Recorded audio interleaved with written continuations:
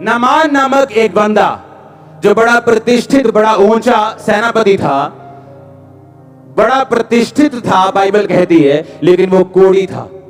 उसके राजा ने कहा ठीक है, अगर तेरी नौकरानी कहती है कि इजराइल में तू जाए तो चंगा हो जाएगा, ठीक है मैं तुम्हें भेजता हूं इजराइल में। वो इजराइल गया, उसके राजा के पास उसने सोना चांदी 10 जोड़ी कपड़ा दिया और बोला कि ये चिट्ठी पढ़ो। इजराइल के राजा ने चिट्ठी पढ़ी और चिट्ठी में लिखा था मेरे सेनापति को कोढ़ से चंगा कर दो। राजा ने कपड़े फाड़ लिए, कहता मैं क्या परमेश्वर हूं जो चंगा कर दूं? कहता शायद वो लड़ाई करने का बहाना ढूंढता होगा। अलीशा को मालूम हुआ कि राजा ने कपड़े फाड़े। अलीशा ने कहा ठीक है, इसको यहां भेज, ये बंदा जान जाएगा कि इजराइल में एक शमरोन में एक भविष्य होता है परमेश्वर का। वो उसके पास आया, अलीशा मिला भी नहीं, हेलो हाय नहीं की कि बड़ा तगड़ा मिनिस्टर आया बाहर, और अंदर से ही बोल दिया इसको बोल दो जाके यरदन में 7 डुबकियां मारे, इसका कोढ़ चला जाएगा। वो गुस्सा किया कि मेरे को आगे ले हैंड नहीं किया, मुझ पे हाथ नहीं रखा, मेरे से हेलो नहीं की, मुझसे मिला नहीं। तो उसका नौकर कहता है क्या मुश्किल बात उसने कह दी? उसने यही कहा ना डुबकियां मार, तो मार लो, क्या दिक्कत है? उसने डुबकियां मारी, कोढ़ चला गया। सुनो सुनो, वापिस आके कहता है ये सारे ऊंट जितने मैंने सोने और चांदी और कपड़ों से लदे हैं, ये मैं आपको देना चाहता हूं। ये बात नहीं कि अलीशा ऑफरिंग नहीं लेता था। बाइबल कहती है उसने औरत से ऑफरिंग ली, लेकिन उस ऑफरिंग को उसने मना कर दिया। उसने कहा नहीं, मैं ये पैसा तुझसे नहीं ले सकता, परमेश्वर मुझे अलाउ नहीं कर रहा। उसने बहुत मनाया, ले ले ले ले, उसने नहीं लिया, वापिस चला गया वो अपने पैसे के साथ। 6 बाब में लिखा कि उसके चेले उसके पास आके बोलते हैं कि प्रभु, मालिक, गुरु, स्वामी, हमारे पास रहने की कमी है, लोग ज्यादा हैं, तो हम घर बनाना चाहते हैं। उसने कहा ठीक है बना लो। तो कहता हम लकड़ी काट के चलेंगे, तू भी हमारे साथ चल। तो लिखा अलीशा उनके साथ लकड़ी कटवाने के लिए चला। तो एक कुल्हाड़ी उनके पास थी, उसकी जो पेट थी, उसका जो ऊपर का मुंह था कुल्हाड़ी का लोहे का, वो पानी में गिरा। आप ये इमेजिन करो, लाखों रुपया ऑफरिंग का एक दिन पहले त्यागने वाला प्रॉफिट, उसके लोगों के पास कुल्हाड़ी तक अपनी नहीं थी। बाइबल कहती उस टाइम अकाल पड़ा हुआ था, और जब अकाल पड़ता था चीजें महंगी हो जाती थी। लिखा एक टुकड़ा चांदी में आधा कबूतर मिल रहा था। लिखा 1-2 टुकड़े चांदी में आधा किलो चिकन मिल रहा था। 3 टुकड़े चांदी दो तो 1 किलो पनीर मिल रहा था। इतनी महंगाई थी, और अलीशा ने लाखों रुपए ठुकरा दिया। और अगले ही दिन उसकी मांगी हुई कुल्हाड़ी भी पानी में जा गिरी। आप बीमार हो और आपको मालूम होता है वो देखो सामने बाबा जी आए हैं, बड़े पहुंचे बाबा ने जी, इन्हें को तुम जाओ ते मत्था टेको तारे बेबी हो जाऊगा। और आप मान लो 7 साल से चर्च आ रहे और बेबी नहीं हुआ। और परमेश्वर अब देखेगा आपको कि इस अकाल में आप वो ऑफरिंग लेते हो जो आप खुदा ने मना की है, या आप अपनी प्रॉब्लम के सामने झुकते हो। 7 बाब में लिखा, कहता इतना अकाल पड़ा कि लोग अपने बच्चों को खाने लगे।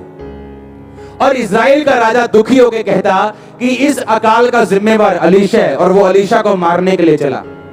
अलीशा ने कहा अंदर से बैठे बैठे, कहता कल ऐसा होगा, मैं आपको आसान भाषा में समझाता हूं। कहता 1 रुपए में 1 बोरी कनक मिलेगी, ऐसा समझ। जहां 100 टुकड़े चांदी में 1 बोरी कनक नहीं मिल रही थी, 1 लाख रुपए की 1 बोरी मिल रही थी।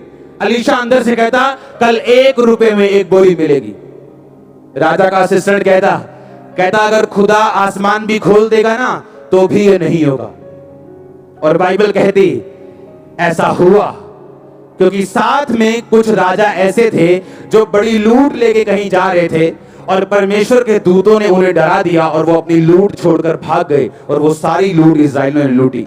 इतनी अबंडेंस हुई, इतनी अधिकता हुई, इतना अन्न हुआ, इतनी आशीष हुई कि पैसा बहुत थोड़ा लग रहा था और अन्न बहुत ज्यादा मिलना शुरू हो गया। इमेजिन करो अगर अलीशा अपनी गरीबी या जरूरत के सामने झुकता तो क्या यह चमत्कार होता?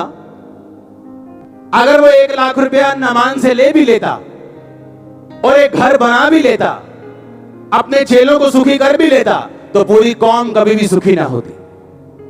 पूरी कौम सुखी इसलिए हुई क्योंकि अलीशा ने परमेश्वर की बात को सुना, जबकि उसका माइंड ये कहता था, दिल ये कहता था कि तुझे ऑफरिंग लेनी चाहिए क्योंकि अकाल के दिन है और तेरे चेले भूखे हैं। क्या आप उसके वचन पे खड़े रहने के लिए तैयार हैं? जब मुश्किल से मुश्किल परिस्थिति हो, जब शैतान आपको झुकाने की कोशिश करे, जब बीमारियां झुकाने की कोशिश करे, जब पैसे की तंगी चोरी कराने की कोशिश करे, जब आप कॉम्प्रोमाइज करने के लिए शैतान से तैयार हो जाएं, तो इसका मतलब आप बड़े कामों के लिए नहीं चुने जा सकते। इसका मतलब परमेश्वर आप पे भरोसा नहीं रह सकता कि वो पूरी कौम को आपके द्वारा छुड़ा सके। बड़े कामों के लिए मूल्य बड़ा अदा करना पड़ता है। 2 मरले का घर अगर लेना हो तो फिर 2 लाख लगता है, 10 लाख लगता है, 5 लाख, 6 लाख लगता है। पर अगर बड़ी कोठी लेनी हो तो 10 लाख से नहीं आती। आज हमारे विश्वासी शैतान के साथ कॉम्प्रोमाइज करके अपनी कौम को बचाना भी चाहते हैं, प्रभु का काम भी करना चाहते हैं, अपने बॉयफ्रेंड को खुश भी करना चाहते हैं और खुदावन को मानना भी चाहते हैं। ये ऐसा पॉसिबल नहीं, क्योंकि आप 2 नावों पे सवार नहीं हो सकते, ना ही आप शैतान और परमेश्वर दोनों को खुश कर सकते। एक ऑफरिंग ठुकराई, अबंडेंस, स्वर्ग खोल दिया खुदावन ने। तो मैं ये पूछना चाहता हूं, जब स्वर्ग खुला तो क्या उसके चेले बरकत नहीं पाए होंगे? जब आप अपने लिए आशीष मांग रहे हो वो अलग बात है। जब आप अपने पूरे मोहल्ले के लिए आशीष मांग रहे हो, क्या आप अपने मोहल्ले में नहीं हो ना? उसके लोग भी आशीषित हुए, चेले भी हुए और अलीशा भी हुआ। ऐसा तब मुमकिन है जब आप ना झुकें, आप कॉम्प्रोमाइज ना करें शैतान के साथ, तंगी में भी फेथफुल रहें, उसको फॉलो करना जो परमेश्वर कह रहे। बावजूद आपका दिमाग, दिल, आपके घर, आपके लोग, समाज, ऊंचे छोटे बड़े पदवी वाले लोग क्या कह रहे हैं आपको, आप इसके बावजूद जो वो करें जो खुदावंद आपको कह रहे हैं, फिर कैसे रिजल्ट नहीं आएगा? फिर कैसे रिजल्ट नहीं आएगा?